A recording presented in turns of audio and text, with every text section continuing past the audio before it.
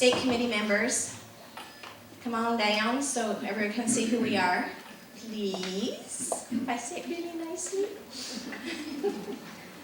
So, we have our chairperson is Karen, and we have David Fowler, and these two are responsible for most of the content of what's going on. David with website and video stuff, amazing. He's been quite the kick in the seat for all of us. And Karen's done a great job of linking in stuff with the procedure handbook. They've both done things I couldn't even comprehend doing. And just trying to keep up with reading has been more than I could do. Jan True, and she's from Southern California, and Pam Wade from the Sacramento area. And we are it at this point. And it's supposed to be a 9-man board, and we're needing more people from Southern California. We forgot Ed. Ed's not here. So he doesn't count. He doesn't count. Ed's in Hong Kong? Shanghai. Shanghai? Oh, Ed Holloway? Ed Holloway, yes. Someone hasn't forgotten. This is all on a slide coming up. That's it. How missed he was. So Ed Holloway. So that would be all of us.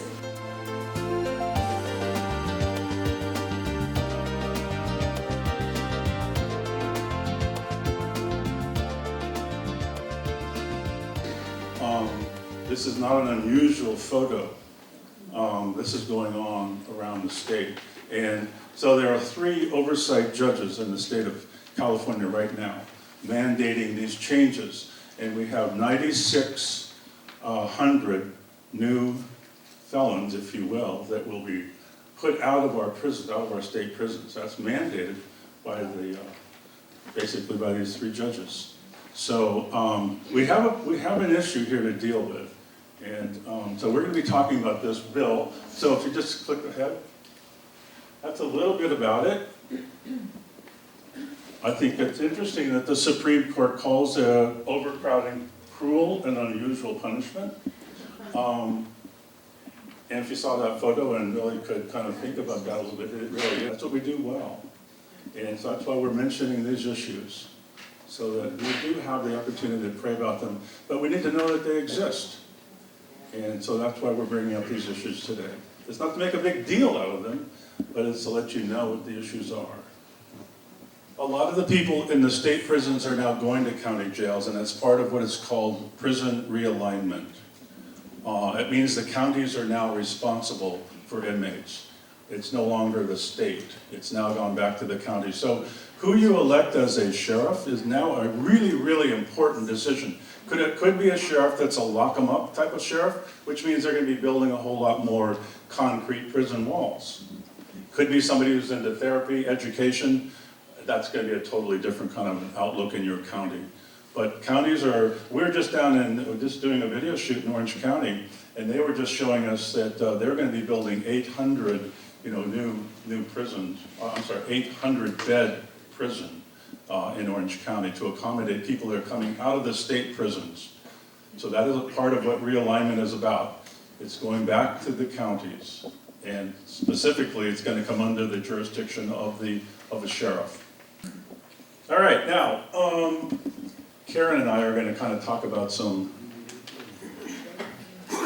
why all these changes, why is the state committee making all of these changes? And I have to tell you, they're fairly massive. What we've undertaken is a fairly large project. We're looking for a broader audience. Yeah. Thank you. We're looking for a broader audience. We want to engage the California public. That includes us, but it's not exclusive to us. We think that Christianity needs to be involved in regenerating and healing the system, not just the inmates. And we see in the not too distant future people asking for our services, and we need chaplains ready to fill this need. As you can see by our newspaper, we've gone to a punishment model instead of a rehabilitation model when it comes to crime and punishment. We are now, and we incarcerated people at a massive rate. From the year 1970 to the year 2000, literally 6 times. We had 200,000 inmates in the state of California.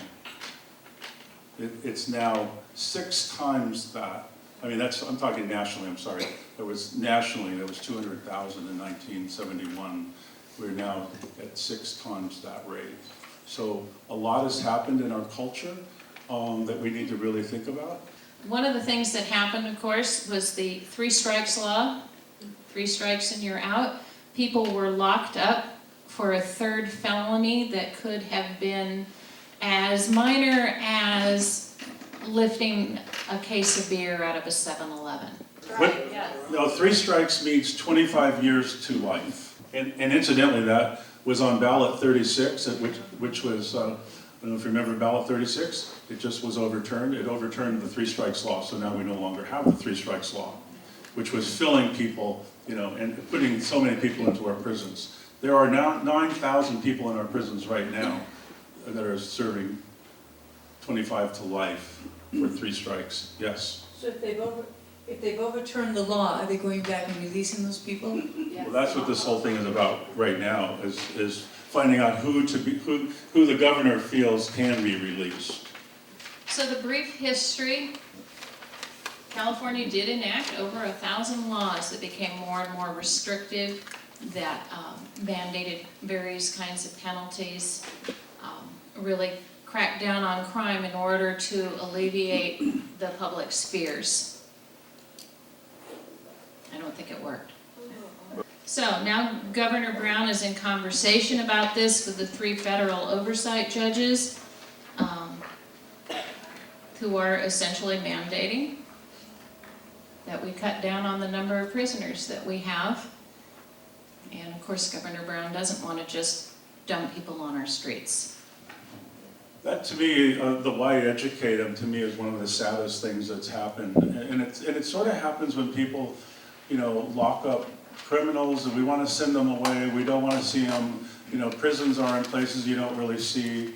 They're way off in the hinterlands. And a lot of times they're in bad places. But also the mindset is that, well, if you're a criminal, you're going to keep doing bad things. Why do we want to educate you?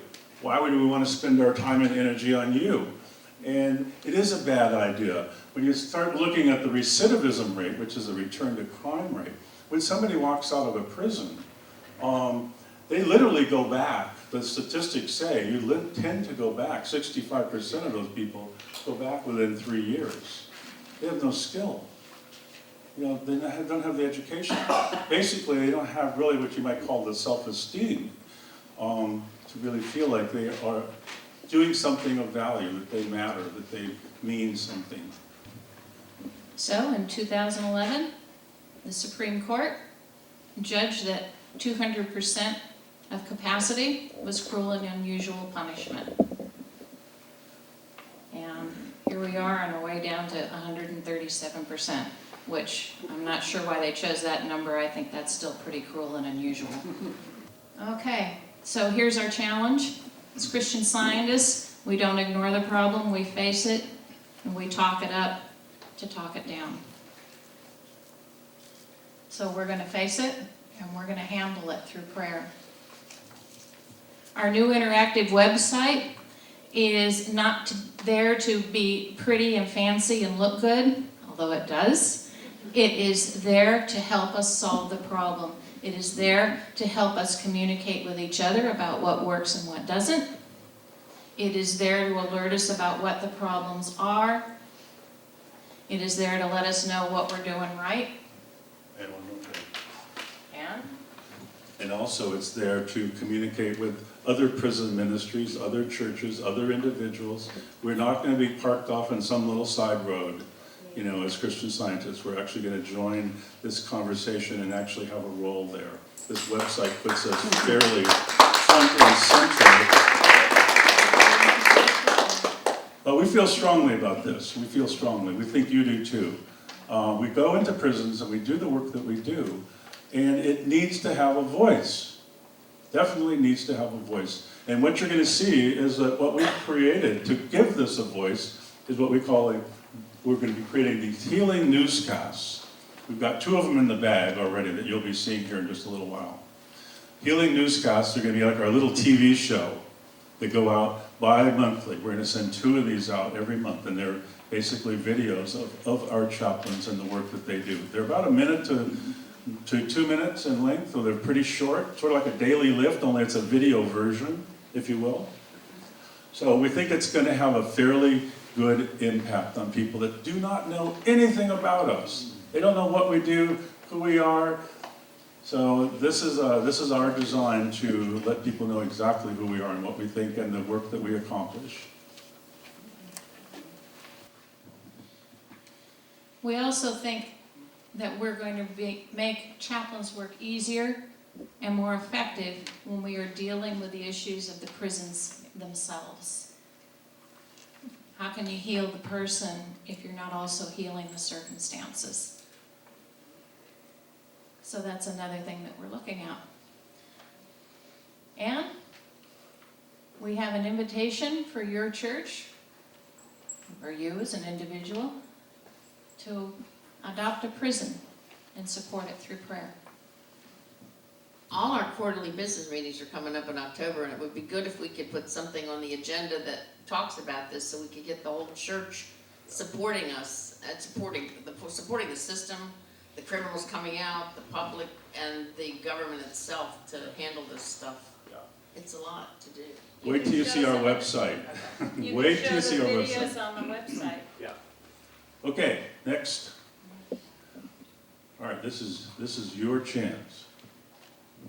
Okay, so you've heard a lot of things. You've heard about some problems.